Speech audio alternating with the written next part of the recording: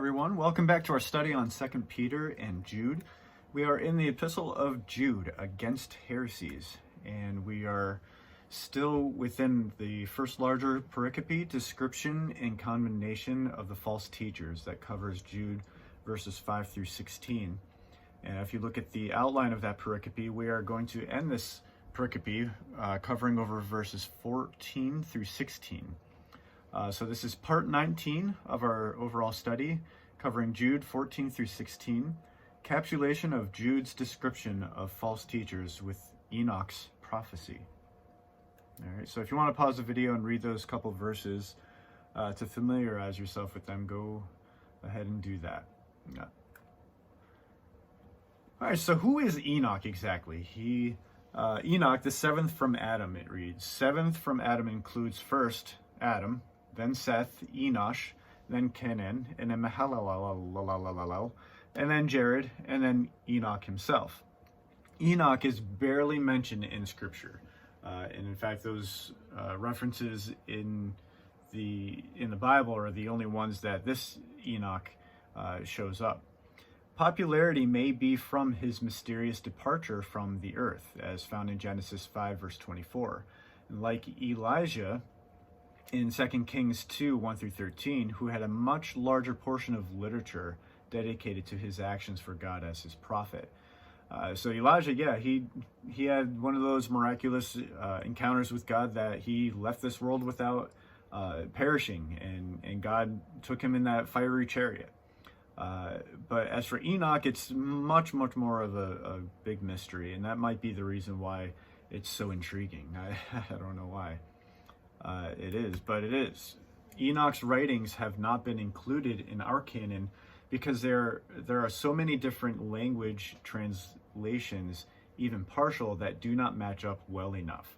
For example, the Ethiopic and Greek are the largest, and there are a couple of discrepancies in how they were translated. Fragments include Aramaic and Latin. The original is too long lost to have accurate translations of the writer's intent. Now, it is also important not to read into anything of Enoch's too much, because all surviving manuscripts have not been penned by him or the original scribe, and could have easily been changed for the next writer's intent, for example, to communicate to current social situations. Also, Enoch's writings were not penned by him, but by someone after his departure. And that is easily figured out by word usage. Some words are not used or developed until a certain era, and some of these words are used within the books of Enoch that would not have been used prior. There's absolutely no evidence in older transcripts, in older texts, that these words would be used until much later on.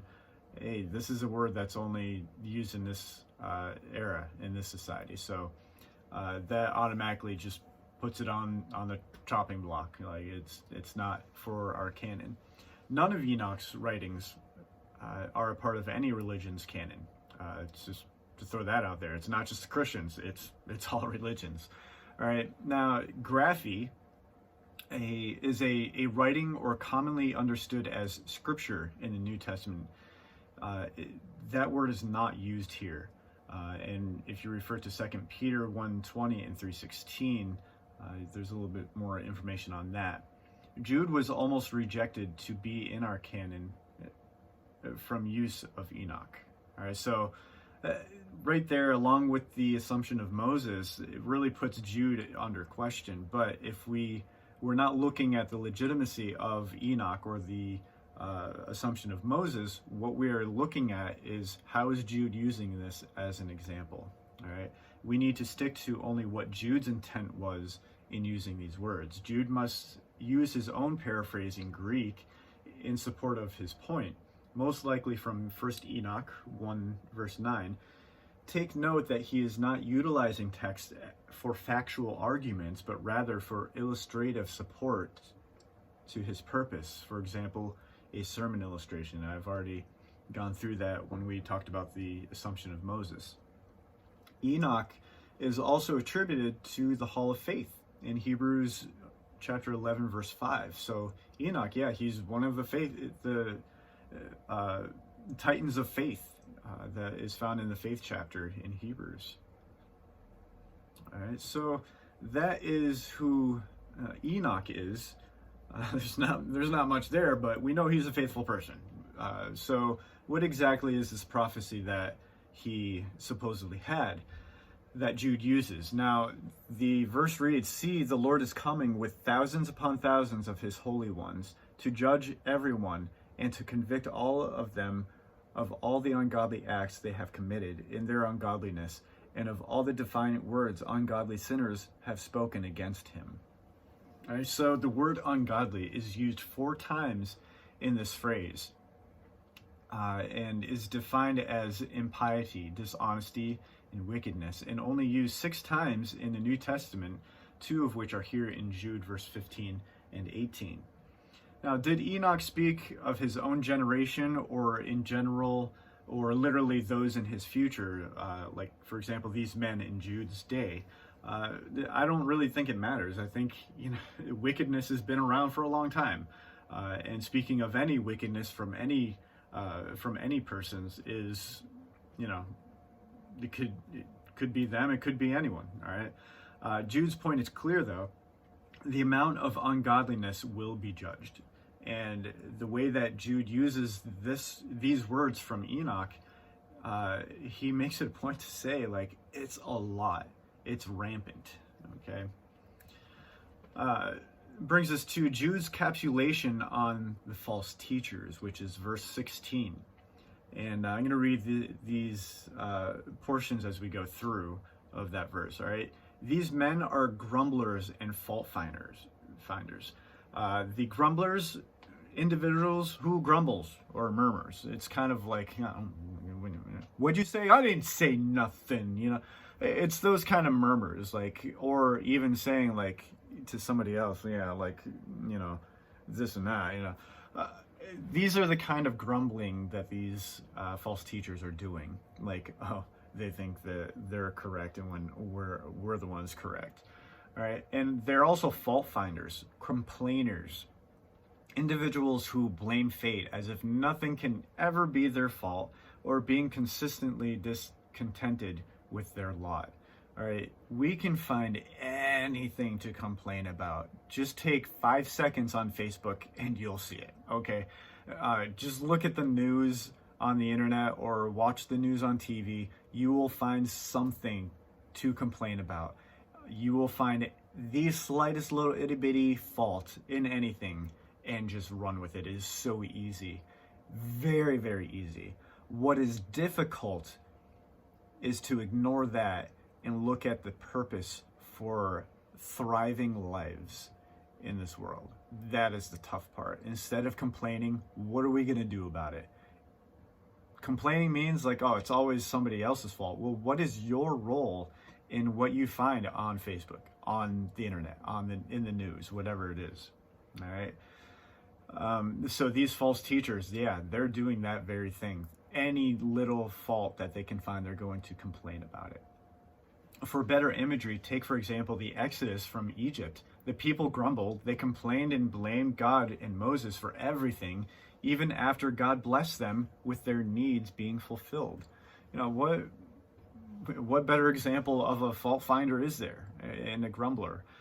John chapter 5, verse 30 reads, "By myself I can do nothing. I judge only as I hear, and my judgment is just. For I seek not to please myself, but himself who sent me." All right. In contrast, these false teachers, they want their own self-fulfillment, and they're not getting it. And so therefore they're going to complain. Meanwhile, what does Jesus exemplify? Seeing that only God gets credit, that God is the one that directs us and guides us through what we need. All right, not what we want, what we need. All right. They follow their own evil desires. The New King James Version translates evil desires as lusts. This takes a rejection of what they were taught. All right, so if they want a certain thing, yes, they're going to go after that. That means a complete denial of what they've been taught. Like, hey, don't do this instead. And I'm going to keep on doing what I want to do. As for those who were false shepherds, they may have taught what was right, but did not follow it. They were therefore then hypocrites. All right, in the next line, they boast about themselves. John chapter 12, verses 42 through 43. Yet at the same time, many, even among the leaders, believed in him. But because of the Pharisees, they would not confess their faith for fear they would be put out of the synagogue. For they loved praise from men more than praise from God. And if you look at Matthew chapter 23, verses 5 through 12, that is a prologue to Jesus's 7 woes. And you can look at that on your own time to get a little bit more insight on what what Christ was saying as far as people looking for praise from others rather than praise from God. Which brings into question, does God praise us? Does God praise people? Well, what is adoration? God adores his people. And when he sees people doing things, the Spirit empowers us and we do something amazing with that, yeah, he's going to applaud us. And that's just like, wow, that blows my mind. It's contrary to how we view God, but God, as an intimate father towards his children, I look at my own kids and I'm like, oh, that was amazing. Yes, that's great, and cheer them on. Does God do that same kind of thing? Yes, he does. All right, and they flatter others for their own advantage. A part of setting oneself up as a god is having others worship you. They flatter to be flattered. If someone is followed, those who follow will obey. God is therefore not being followed. The King James Version translates this, and their mouth speaketh great swelling words, having men's persons in admiration because of advantage. The way they boast about themselves is setting themselves up to be admired by others. They admire to be liked rather than point to Christ. Now, I'm not saying that if people like you, that's wrong. I'm not saying that at all. I'm saying, what exactly is the end game? It brings into light how a false teacher would present themselves very close to how a legitimate teacher might present themselves.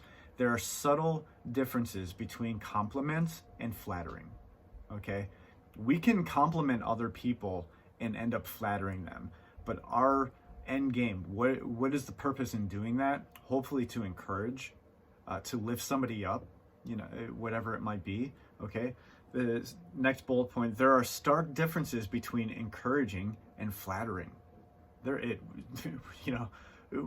We can encourage someone to boost them up.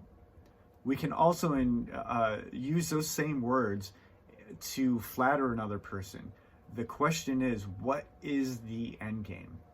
Are we going to use these words, utilize this encouragement, these compliments, or are we going to flatter to get what we selfishly want?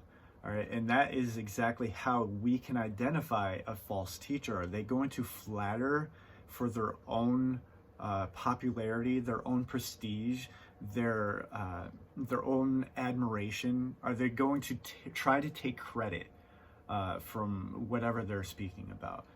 That is how we can identify a false teacher, and that is how, in the end, we can identify whether or not these false teachers, are teaching a heresy. Sometimes we cannot recognize if it's a false teacher or a legitimate teacher until we see these characteristics coming out. And sometimes even then we'll have a difficult time because they're so similar to a legitimate teacher. What it comes down to is it heretical? All right, is this heresy or not?